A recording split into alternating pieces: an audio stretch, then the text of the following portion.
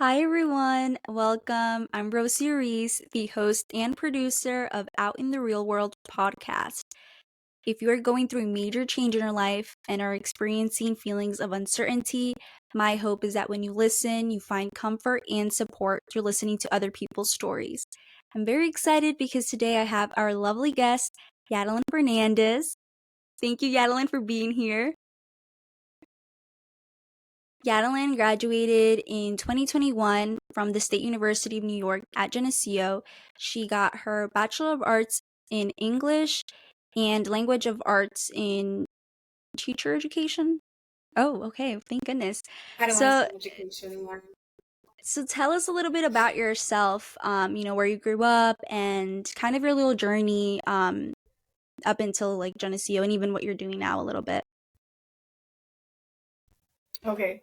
Well, I'm originally from the Dominican Republic. Sorry if you hear some outside noise, but I live in a very lively neighborhood.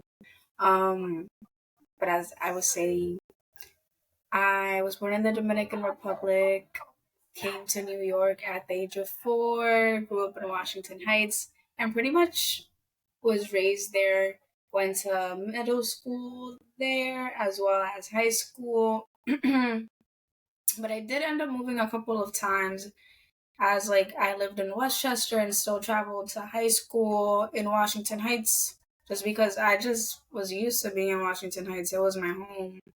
And afterwards, I decided to move upstate to go to SUNY Geneseo, and I was there for 4 years.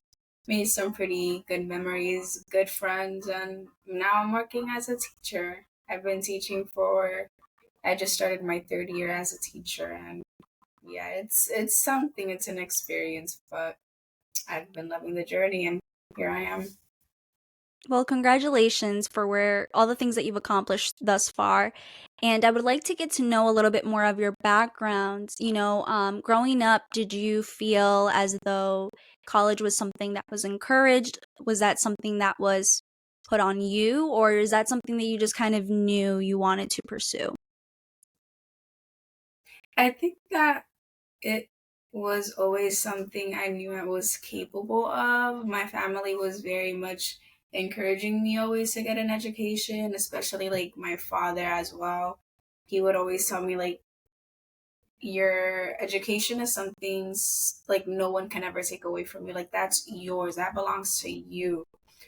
So I always took a lot of pride in my education because my mom was able to attend college, but she completed her either associates or her undergraduates as well, but she wasn't able to use her degree as well. So it's like great she was still able to do that. It did take her a while because she fell pregnant with me and then she fell pregnant again 3 years later. So it was a little bit challenging for her to still get her degree. But my father, on the other hand, I'm not sure, but I don't think my father even got to high school. So, um, yeah, he really did encourage me to get my education. So that wasn't something that I I would ever question that I couldn't do or could obtain. But even though I still obtained it, it did come with a lot of challenges. So that's something to still take into consideration too. When it was your senior year of high school, how was that college application process like for you? Did you know where you wanted to go? Did you even know what you wanted to major in? Tell us a little bit about that experience. Oh, this is so like interesting because since I'm a teacher, just last week I was giving a presentation on who I am, and I was like, I've always known I wanted to be a teacher since kind of like middle school. Not necessarily because I'm a teacher's pet or anything like that. I've just always had a pretty positive experience at school, even though it was in New York City. It still was relatively like just positive vibes and just funny moments overall. But I've always known I wanted to be in education, but the whole college application process was very challenging because no one in my family had been to college before. So I had to do a lot of the work and it was like very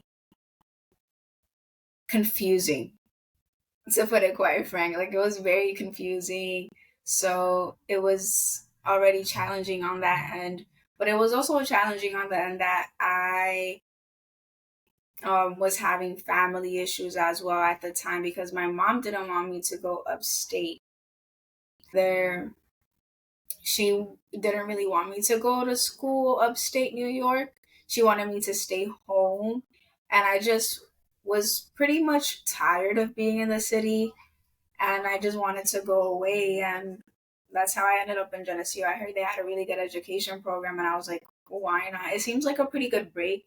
I know I love the city. I know I'll go back either way. So it's like this will be a good break for me to just, spend a couple months actually like studying somewhere, not being bothered by like outside sources, aka my family, that much. Even though, some people still feel very fond, not everybody has the same experiences with their families. So um, it was pretty good, but it was still challenging in the sense that because I was so alienated from my family, I wasn't really like connected with them. So after I graduated, I did get to move in with them. So that was very interesting. And yeah, we got to rekindle our connection a little bit more. So that was interesting. Yeah. I do want to talk a little bit about that transition for you from like high school to college. I think I've mentioned in previous interviews as well about the program, educational opportunity program, right? So a lot of state schools, universities have that program, and it just helps students financially, academically. How was that for you? Because, going from a place that's like the city to a place like Geneseo, upstate New York, which is, I would say it's like rural. For me, it was like a big change, and I dealt with really bad homesickness. Did you experience anything like that? Like, how was it for you to feel like you belong in that place? I think that's a good question, and I think it's a good question because I have kind of two sides to it. So I wasn't homesick. I really liked Geneseo. I just loved the scenery. It was just so calm. It was just so calm there. And the city is very like, noisy, just hectic, so many people. So I liked being there. I just didn't really feel homesick. But again, I love the city. I live here now. So it's like that isn't to say that like, oh, I hate the city, but I just also love Geneseo, like Geneseo scenery as well. Um, but I think at the same time there were also like in the terms of like belonging, I didn't always felt like I belonged in Geneseo. You know, I think there was definitely like I experienced culture shock. I had never been in a space that was predominantly white, and it was very interesting and a little bit awkward at times. But I think being in EOP and just having a network of all types of diverse friends really kind of help you cope through those awkward moments sometimes. Um, but yeah, I think it's also kind of tricky because we're at that like that age group where we're still easily influenced by other people. Peer pressure is still a thing. Like, yes, we've matured a lot, but the just like any other human, we want to feel like we belong somewhere. And I feel like Geneseo definitely had like different diverse groups of just anything you could think of, but I think the fact that it was predominantly white still it held some interesting feelings at times for sure. As like a Hispanic woman, sometimes I was the only Hispanic woman in my classroom, and I I definitely ran into some awkward situations sometimes, and I never would want to put it on my race, but like that was the only outlier at like times I'm just like this is the only thing I could see because I've put in the same work and everything, but that is to me the singular outlier. And it was just shocking, but it definitely teaches you then of what like is out there for sure.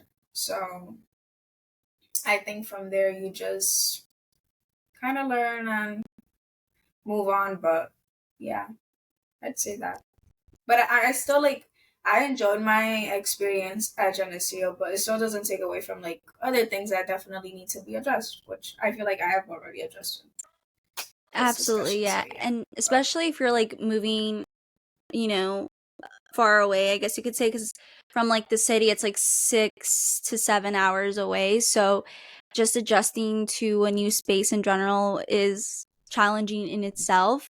And then also figuring yourself out, like being your own independent person, starting from scratch, like I guess for me, like that was something that was really interesting, and even having to like navigate a lot of situations where I had to do things on my own and alone. And I mean, I just feel like college really challenged me. Like even the conversations we had, yeah, I would hear about, things about race or things like that, but I just was never challenged in my beliefs. And it wasn't like a forceful thing. It was just there were so many different people from different parts of the world that I just genuinely was always exposed to some sort of new conversation. And that really excited me about college.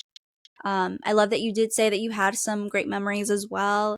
I'd love to know more about the beautiful memories that you have, whether it was your involvement on campus or just the way that you feel like you really grew during those 4 years. well, some of the things that I did do on campus, like my freshman year, I was involved in the like Latino Student Association my first year, and then my second year I was part of, excuse me, the student association. I was like at that point I was overseeing all multicultural groups in the school and just kind of being the, how would I say, I would kind of represent all multicultural groups when they would meet, and I would kind of go back to the student association and just report back to them on what the multicultural association groups were doing. Um, but yeah, that was a very interesting experience for sure because I definitely did not live up to par to what like other student association members were doing at the time because they were very much committed to their role. I like definitely applaud them for that. And I was definitely not the best at my role. I like definitely see that now. And I've grown from that, but I think that even though I know I didn't do my best job, I think I also don't really see what I did. Like, for example, I hosted a dinner with almost 300 people in Geneseo. And to me, that's just like crazy because it happened. Like, I made it happen and I made it happen as well as like a bunch of other people, but it wouldn't have been able to happen if I wouldn't have connected all these other people.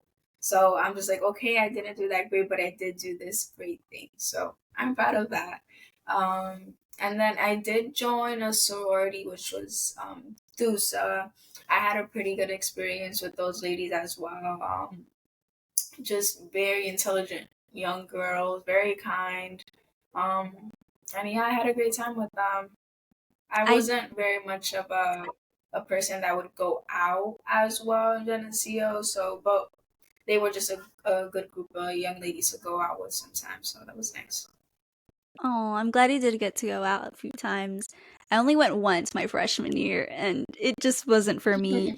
So totally okay if that wasn't your scenery as well. You mentioned something that like stood out to me, and it's this idea of like being able to look back on things that maybe you should have done differently, or maybe you didn't know how to handle it at the time, and then also like areas that you really excelled or things that you did that are accomplishments, and just like celebrating those. Because even for me, I recently graduated in May. I feel like I'm more focused on all the things that I should have done, or even like now that I'm dealing with like post grad life, like, you know, worrying more about like, I guess, the present and not necessarily really honing in and processing the things that I did in college and allowing myself to really, I don't know, appreciate it and just feel good about it, because that's the thing with life, and we're gonna get into it in this conversation, but um it's always the next thing. It's always that momentum of, yeah, okay, this is great, it happened. Now I got to worry about something else. And it's always like you're thinking ahead and you're also carrying like all these different things like fear and worry, and it just makes the process a lot harder because you're never able to just seize the moment. So that's something that I definitely want to improve, and I feel like this time period that I'm at where it's kind of steady, I think is definitely a sign of me appreciating where I'm at right now and like the little things that I do have. um because I don't have that necessarily thing of what to look forward to next. You know what I mean? It's more of like finding something to give me joy and finding short-term goals for the week, and that kind of giving me that motivation. So, for those of you who are watching this on YouTube, we had a bit of issues with my Wi-Fi, but we're back. So one thing that I did want to also discuss is senior year of college. Because it is a time period where it's bittersweet. You're finally at that finish line. College is very difficult. So to even get into that point, it is such a big blessing. But with that also comes the worry of, okay, you're graduating, but what's next? So, your senior year, did you know what you were going to do next?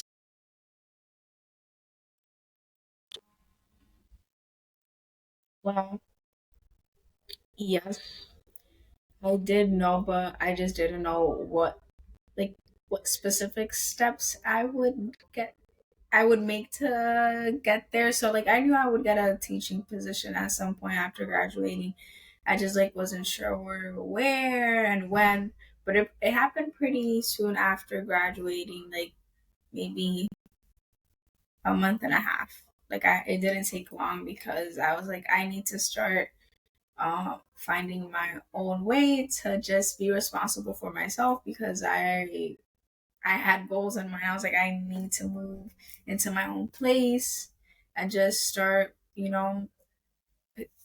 off my career and work on my own and just be focused and, start adulting, I guess, in a way. So after living with some family for like maybe a year, I ended up moving out, and now I just live on my own. So I think that just pretty much sums up the process. Was it difficult, like having a place of your own, and then again, when you're now in that position, like all the realization of all the responsibilities that now you have? Was that a difficult process for you to go through? I think that definite. I mean, I was never held responsible for anything financially at home, really. But when it came to like college, I wasn't really supported financially. So I think that was quite challenging itself, because a lot of times I had to support for myself, which is again challenging because in college, a lot of other people receive a lot of support from their parents, and a lot of people don't even understand how lucky they are. I definitely got some type of help from my parents, but I don't think it was enough. Like my parents never even went to Geneseo. Like, they never visited or anything at all. So to me, that's just like already crazy. But I think that now that I have all these responsibilities, it's definitely a lot of weight. But at the same time, I think we all get there at some point if we're like a just typical functioning person in society, we just start being responsible for things because we want more things in our life. So for me, I wanted a shelter of my own, so I committed to taking whatever steps I needed to take to have that. So now I'm here. And like you said, it's like now like a lot of people are like, oh, what am I on to the next? And to be quite frank with you, I'm just like, I like where I'm at. Of course it could be better, but I'm just happy of where I'm at because I have a lot of things. Like, again, I have my own shelter. I can support myself financially. I have a career. Like, those are a lot of things I am grateful for that a lot of other women throughout the world can't have that. So I'm grateful for that. But I think at the same time, if there's anything that I would want, is just to make my life and like more easier. Like, I just want it to be easier. Because I'm not sure a lot of people don't know, but teaching is a very difficult profession. Very, very difficult. I go into work, I teach, but there's also work that I have to bring home as well. But I definitely do try to give myself some time, like at least an hour when I get home to just kind of decompress because again, I deal with a lot. I teach 100 kids, and that's a lot of kids and a lot of like hearts and just kids to protect and love and take care of. So it is very heavy. It does take a lot. So to deal with that, coming home, just even then having an hour to decompress, I still have to work. I try to do my best to just give my best to my students, and I know I could even get better each time, but I like to give the best that I can. So again, we had other technical difficulties for the listeners that are hearing. Yadelin, you were discussing your intent in always doing your best for your students because you do teach 100 students. Yeah, I do teach about 100 students, so it's like a lot. Um, it takes a lot of energy, physically, emotionally, spiritually, like just a lot of energy. But the way like my coach says it, I have an amazing coach. I think I'm going a little bit off tangent here, but I have so many like great women that I look up to in my job. They're just amazing. Um, but yeah, I just always try to do my best for my students because it's just like, why not give them the best? So I always try to think of ways to like make my class fun or just like any tiny details to make it just work for them. And it's been an interesting experience for sure because I do work in New York City, in Brooklyn. And that just adds a lot of things into like just cultural perspectives that if you're from Brooklyn, if you're from New York City and if you're also from Brooklyn, you would know. But if you're not, then you don't know. But if you are, then you would know. But it's still a blast nonetheless, you know? Right. And if you don't know, that's okay. I don't know either because I'm from Long Island. But I do want to say, I want to take this time to just again applaud you for that huge achievement to be in your own classroom setting and already just continuing that ripple effect, like you said, of the women that you admire and being able to kind of help students, whether it's academically or helping them emotionally with challenges that they may be going through. I mean, that is so beautiful, especially you, since you knew from a young age that this is something that you wanted to pursue. When you first started in that teaching job, did you feel like you experienced imposter syndrome? Was it exciting for you? Did you adjust it well? I know now, right now that you're currently speaking, you say that you do enjoy it and you have a great team and support. But how was it when you first started? Wow. So when I started working, my position was actually in a subject slash content that I wasn't like originally studying to teach. So when I went to Geneseo, I studied like ELA literature. So that's what I was meant to teach. However, the school that I was applying to teach at only had, well, not only, but they really needed me for a science position. So I taught eighth grade science for maybe like 2 months. I'm not going to lie, it was a very challenging experience. I think that um because of COVID, I didn't receive the best in person, I guess, experience before actually starting a teaching position. And I think it's just very challenging. It was just very, very, very challenging. Um, and I just I it definitely put a mental strain on me. I wasn't sure if I wanted to continue teaching at all, but I was like, what else am I going to do? Like, this is what I like to do, but it's so difficult right now. It's just difficult. But I know, like, this is what I like to do because even though it was difficult, there were moments where I experienced a lot of joy. So I was like, this is what I like to do, but it's just difficult right now. And I was fortunate enough that a position opened in a lower school where it was like fifth grade ELA. So I started working in fifth grade ELA, and I had, even though I did have a coach for science before, it was just a little bit challenging because the science department doesn't receive as much support as other departments like math and ELA. So when I transitioned into ELA, I got a coach. And from there, it's just like a whole different story. Like, everybody tells me at my job, they were like, no, like, eighth grade you was like, whoa, like, but after I started doing like fifth grade ELA, it was just a whole different story. My career really took off, and my coach just literally coached me to become better at teaching. And I told her maybe a month ago, I was like, without you, I wouldn't be anything. She's like, no, don't say that. But it's genuine. Like, in terms of my career, she really did push me. And I also had other amazing like teachers around me that could teach me how to also teach. So I just drew a lot of inspiration from other amazing teachers as well. And I somehow have crafted my own type of teaching because, again, I wasn't really sure what my teaching style is. And I think now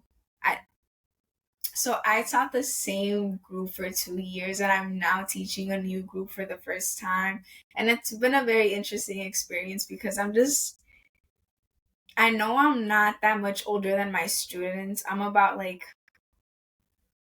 maybe like 12, 13, 14 years older than them. So I'm still relatively young to them, but I'm still very childlike, and they just find it a little bit off putting sometimes. But I find joy in that because it's just like, this is me. And they're like, okay, like this is just you. And they like just smile at me, they laugh at me sometimes, but it's just like, you know, I'm glad I can do that for you. I'm glad I can bring a smile to your face for me just being my authentic self and me trying to just teach you a little bit more about reading and writing. So let's let's just keep moving forward. So that's why I really do enjoy my job.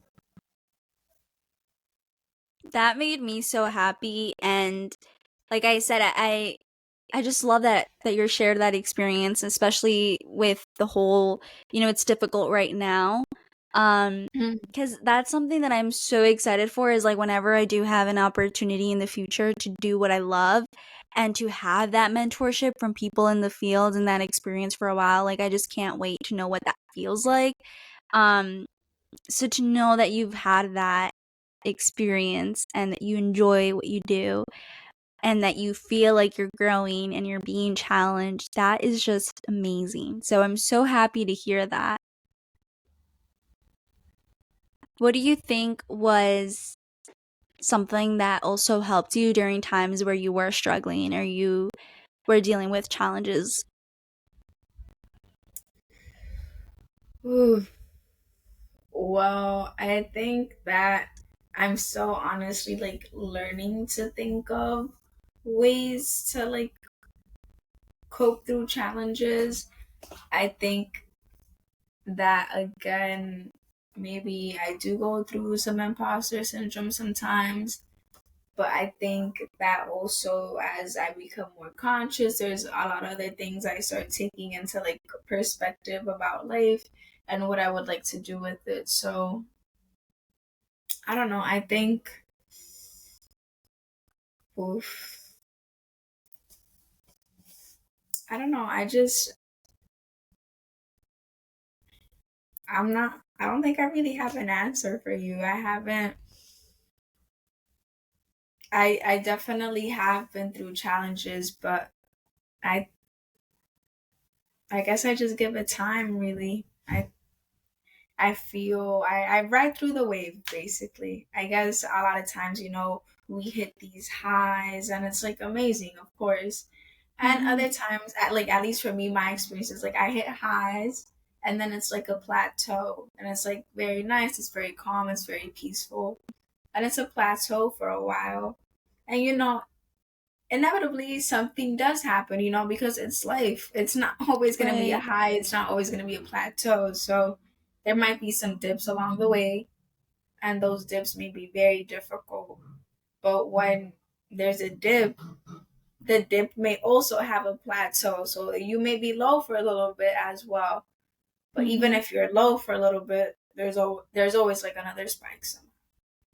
So I'm just patient with my plateaus and my spikes and my, when it happens. So I love that, and definitely need, I think that's an area that I need to grow at, is like the patient part. I feel like for me, I'm very much like, if things could just happen quickly, that would be awesome. And I think because they don't happen quickly, then I overthink and then it stresses me out. But that is, again, like such a great trait to have, is like being able to understand like this is a process. I mean, I think I'm learning it now, but it's something that I need to, practice and continue to improve at, because I definitely feel like it's an area where I struggle with.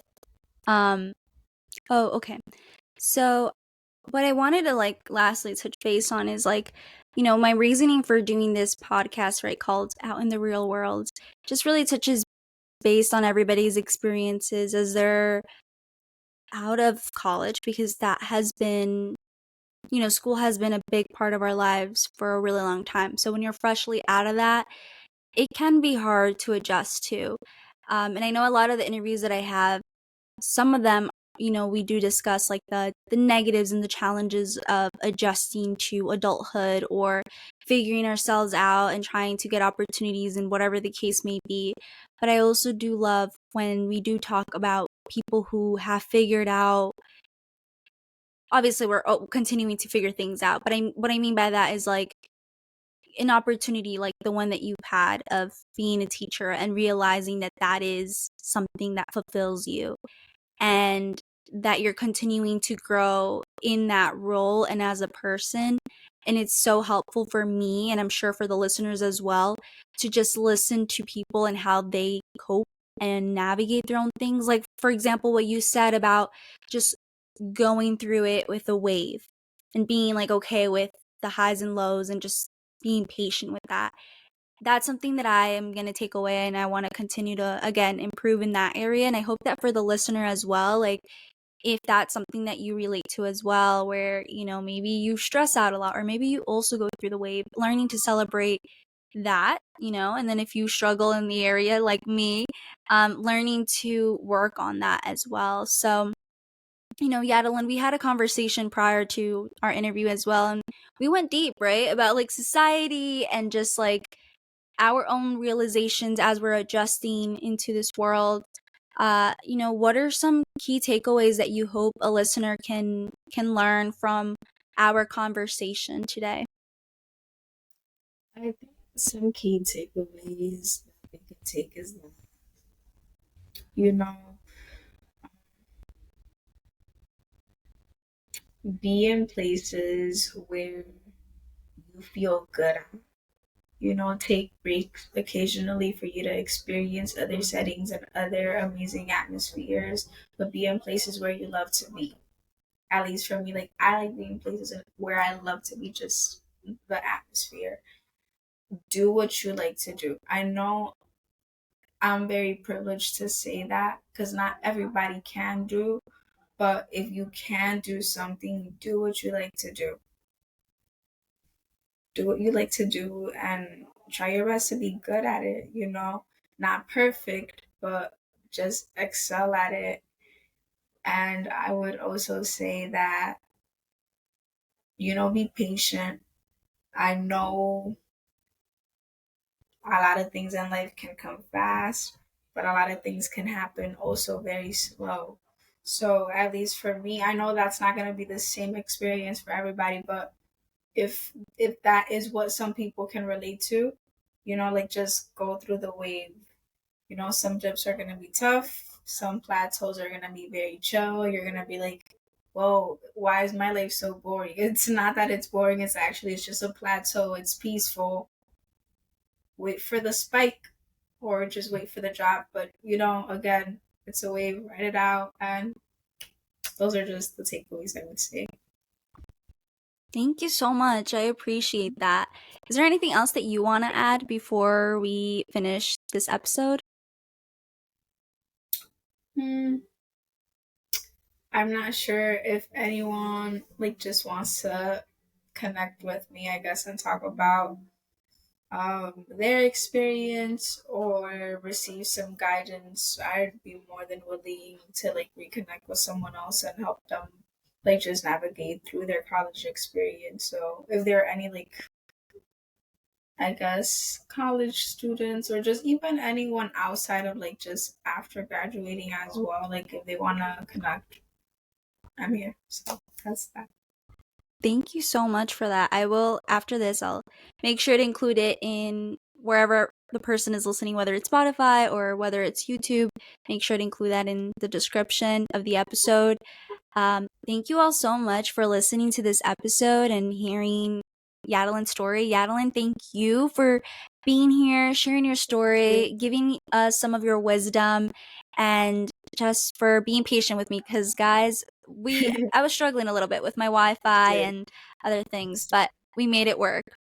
Tech issues right now are very much a common thing, so nothing new. Be patient. Exactly. Yeah, I'm just riding the wave. Like, yeah,